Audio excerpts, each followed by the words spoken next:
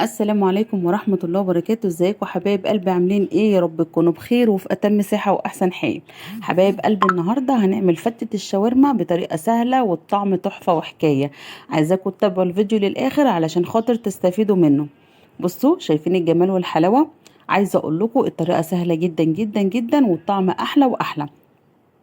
يلا بينا، قبل ما نبدأ الفيديو نصلي على الرسول. اللهم صل على سيدنا محمد وعلى آله وصحبه أجمعين. سيد الخلق وشفيع يوم الدين، حبيبي يا رسول الله. ندخل بقى ونشوف الطريقة. لايك وشير وسبسكرايب للقناة، واللي أول مرة يشوف القناة يشترك ويفعل زر الجرس علشان يوصلوا إشعار بكل فيديو جديد احنا بننزله. معايا هنا حبايب قلبي نص كيلو صدور فراخ متقطع بالشكل ده ومغسول كويس جدا ومتصفي زي ما انتم شايفين كده. بصوا، عايزه تقطعيها اصغر من كده براحتك.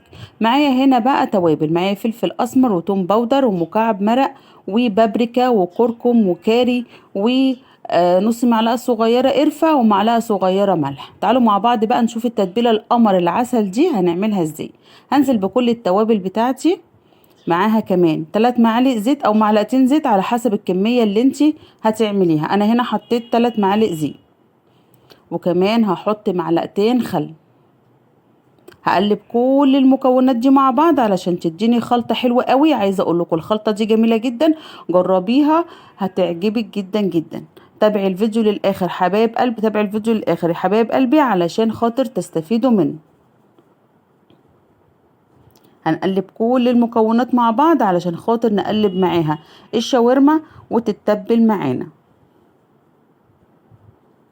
هنزل بقى كده بكل كمية صدور الفراخ وهقلب بقى كويس جدا لحد لما كل قطع الفراخ تتشرب من التتبيلة.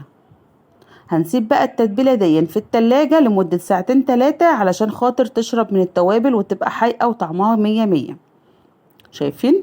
هتبقى بالشكل ده. هنسيبها بقى في التلاجة لمدة ساعتين 3. وبعد ما عدى الوقت المناسب حطيت كده كمية زيت في الحلة اللي معايا، وهنزل بقى بعد ما الزيت ما يسخن كده هبدأ انزل بكل كمية الشاورما بتاعتي. خلاص هي كده بقت شاورما طالما اتتبلت بالتتبيلة اللي احنا عملناها. هشوف هنا الزيت سخن ولا لسه. لقيته لسه. اول لما يسخن هقوم نازله على طول بباقي الكميه، وهنا الزيت سخن. هنزل بقى بباقي الكميه كلها. وعايزه اقول لكم اول ما تنزلي بيها فككيها بس ما تقلبيش، علشان خاطر لو قلبتي هتلاقيها نزلت ميه كتير واحنا مش عايزينها فيها ميه. انزل بقى بباقي كميه التتبيله لان دي كلها فيها ملح وفيها توابل وفيها حاجات وكلها مقادير.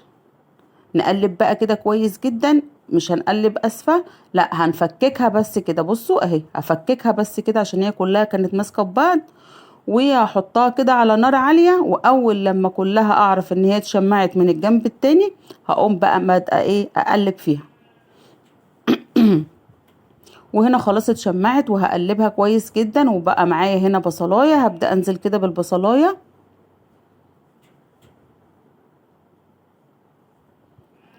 هقلبها كويس جدا، واول لما الاقيها خلاص دخلت على التسوية والمرحلة بتاعتها خلاص بقت تمام التمام، هنزل بقى هنا بكيس فلفل الوان كنت مفرزاه في الفريزر. عندك فلفل فريش مفيش مشاكل. اول ما الفلفل يتفكك شوية واحس ان هو دبل سنة هطفي عليها على طول. تعالوا بقى نعمل تاني حاجة، وهنعمل الرز البسمتي. حطيت برضو كمية من الزيت، ومعايا توابل كاري وكركم وعود قرفة وفصين حبهان وورقتين لوري، وهبدأ انزل بيهم في الحلة كده وهي سخنة. هنزل بقى بكل المكونات اللي انا لسه قايله عليها، وهشوح بقى التوابل في الزيت وهو سخن. وبعد كده هنزل عليه بكميه الرز. انا النهارده هعمل كوبايتين رز، نقعتهم شويه وبعد كده غسلتهم كويس جدا وصفيتهم. وطبعا كلنا عارفين ان كوبايه الرز البسمتي ليها كوبايتين ميه. هنشوح بقى التوابل عشان تدينا الريحه الحلوه، وبعد كده هنزل بكميه الرز اللي معايا. وزي ما قلت لكم انا عامله على كميه الفراخ بتاعتي النهارده كوبايتين رز. هنزل بقى كده بكمية الرز واشوحه بقى تشويحة حلوة كده لحد ما كل الرز يتغلف بالزيت ويبقى متحمر كويس. وبعد كده هنزل عليه بالمية المغلية. هنقلب بقى الرز كويس جدا بالشكل ده كده.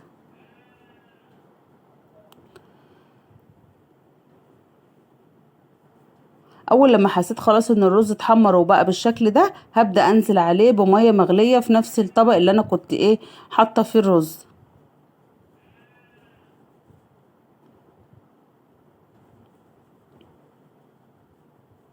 هنزل بقى بكمية المية المناسبة للرز اللي معاه، وزي ما قلت لكم كوباية الرز ليها كوبايتين مية.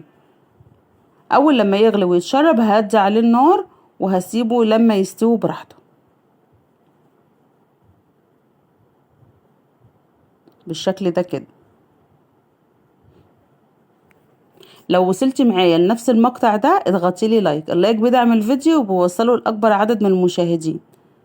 تعالوا بقى نعمل تالت حاجة في وصفتنا النهاردة. هنعمل سلطة الزبادي، ودي اكتر حاجة بتخلي طعم الشاورما تحفة.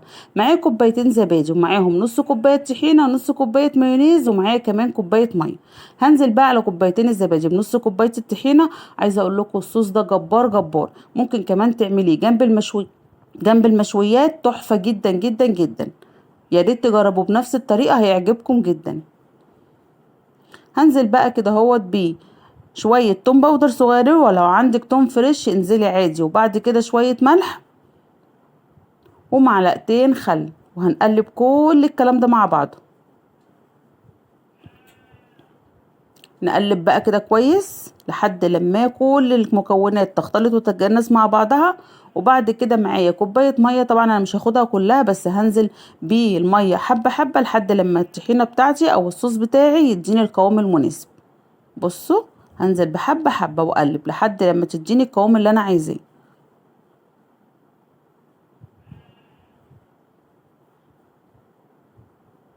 وبقت بالشكل القمر العسل ده. شايفين القوام؟ هو ده القوام اللي انا عايزاه، مش عايزاه ولا اتقل من كده ولا اخف من كده. تعالوا بقى نعمل فيه الخطوة اللي بعد كده، وهي ان احنا نحمر العيش الشامي دوت. جبته وقصقصته بالشكل دوت، وهنزل بيه بقى دلوقتي في طاسة سخنة. هنزل بحبة حبة كده علشان خاطر يتحمر وياخد راحته في التحمير. عايزة اقول لكم بيخلي الفتة جميلة جدا جدا، طعمه تحفة. هو ما بياخدش وقت على فكرة على البوتاجاز، تقلبتين والتالتة بتبص تلاقيه احمر واداك اللون اللي انت عايزاه زي ما هتشوفوا معايا دلوقتي. هجيب طبق واحط عليه مناديل مطبخ وهطلع عليه العيش اول لما يديني اللون اللي انا عايزاه. شايفين؟ انا هستنى عليه ثانية كمان وبعد كده هطلعه، لان انا عايزاه يعني اغمق سيكة عن كده بالشكل ده كده. دي اول كمية للعيش، انا بقى هحمر الكمية التانية مع نفسي. بصوا شايفين الجمال؟ طعمه جميل جدا. على فكرة انت ممكن يعني من غير فتة ومن غير اي حاجة، لو جبتي عيش شامي زي كده وقصقصتيه وحمصتيه لولادك ورشيت عليه شوية دقة او ملح، بيبقى جميل جدا وبيفرق في الطعم، والولاد بيحبوه. تعالوا مع بعض بقى كده نغرف كده الطبق بتاعنا النهاردة، ونقدم بقى احلى فتة شاورما حكاية، طريقة سهلة وتحفة. بصوا بوريكم ان الرز مفلفل ومش معجن ومش لازق في الحله اي حاجه. بصوا جميل جدا ومفرفط. يا ريت تجربوا الطريقه، ان شاء الله هتعجبكم وتنور رضاكم. هسوي بقى كده الرز ونجيب تاني طبقه معايا بقى، وهي الشاورما. هنجيب بقى الشاورما كده وهنغرفها. اغرفي بقى ونظمي وجرنشي بالشكل اللي يعجبك، كل واحد وطريقته وذوقه. عايزه تحطيها في سرفيس مدور عادي، مفيش مشاكل. عايزه تعملي لكل واحد طبق لوحده عادي. شايفين لون الشاورما تحفه ازاي؟ جميل جدا مع الفلفل الالوان، حاجه كده عظمه. حطولي بقى لايك للحاجات الحلوه دي. ونيجي بقى لتالت طبقه معانا وهنعملها دلوقتي، وهي العيش التوست دوت. هنوزعه بقى كده. شايفين الجمال والحلاوه؟ عايزه اقول لكم ان الطبق دوت لما بيتباع في المحلات بيتباع بطبق بمبلغ وقدره، غالي جدا جدا. طب احنا دلوقتي عملناه بحاجات بسيطه وجرنشناه، ولسه كمان في تكمله هتشوفوها دلوقتي معايا.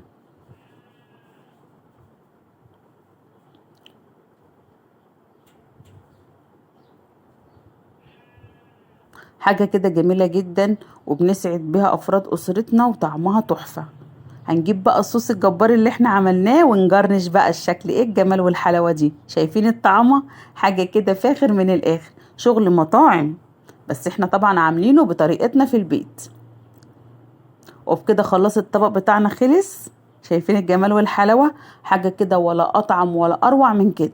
جميل جدا، طعمه تحفة، شكله يفتح النفس. عايزة اقولك لو جبتيه من بره هتجيبيه بمبلغ وقدره، بيتباع فعلا غالي جدا بره. لا اعمليه ودفي بيتك بحاجات حلوة، ولمي ولادك حواليكي واعملي لهم حاجة جميلة بتفرحهم وبتسعدهم، علشان خاطر ما يلجأوش ان هم يشتروا اي اكل من بره. شايفين الطعم والحلاوة؟